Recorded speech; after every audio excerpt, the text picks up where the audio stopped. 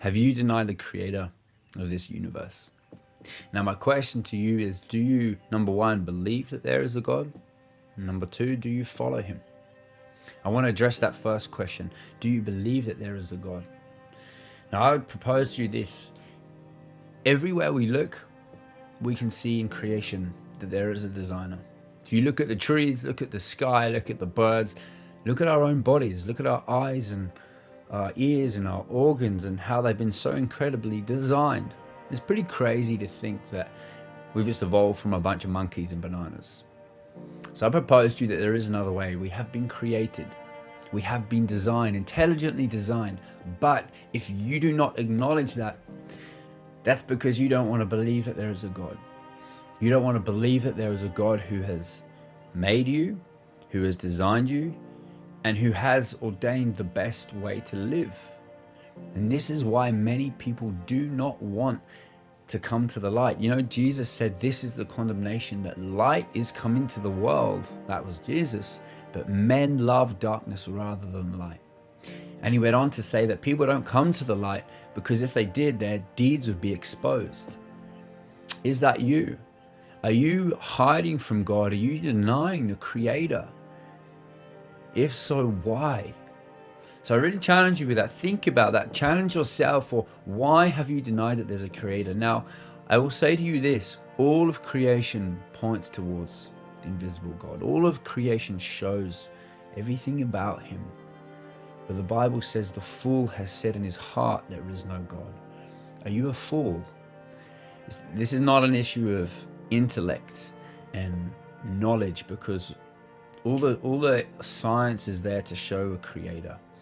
All the evidence is there to show a designer. The issue is not logic. The issue is the heart. It's an issue of your heart that is in pride saying, no, there is no God. And many people say, prove to me. If God will prove to me, if you can prove to me that there is this God, then I'll believe. But that's not how it works. In the Bible, many evil people saw the miraculous things that God did, but they still didn't believe in him. They still didn't want to follow him. They still didn't want to accept him for who he is and what he has done and what he has said. Is that you? Have you resisted in pride against the things of God? Because if you had to acknowledge that he was real, then maybe you might have to change your life. Maybe that would mean that he sees things that you don't want him to see.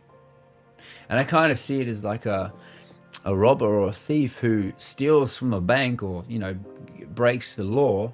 They're going to do everything they can to run away from the police. They can do everything they can to hide. And that's what many people are doing. They're hiding from God. They've created this idol in their mind that is not real, because then it relieves their conscience.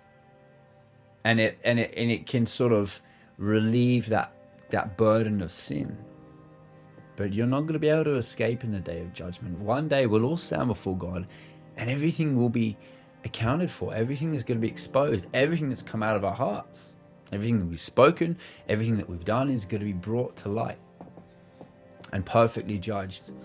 So you won't have the excuse of, I didn't believe in God.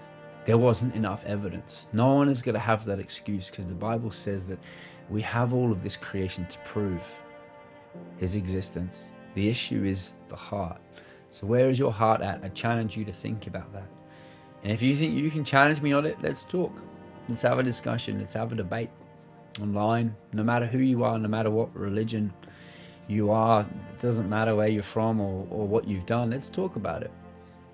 Because I want to challenge the foundations. My goal here is to challenge people's foundations of what they believe and why. I'm a why guy. I've always been interested in why do we believe what we believe. Is it because of tradition? Is it because of culture? Is it because of religion? Is it because of upbringing? Is it because of the environment or the country you're in? Why do we believe what we believe? We can't be afraid to challenge our beliefs, but I challenge you right now.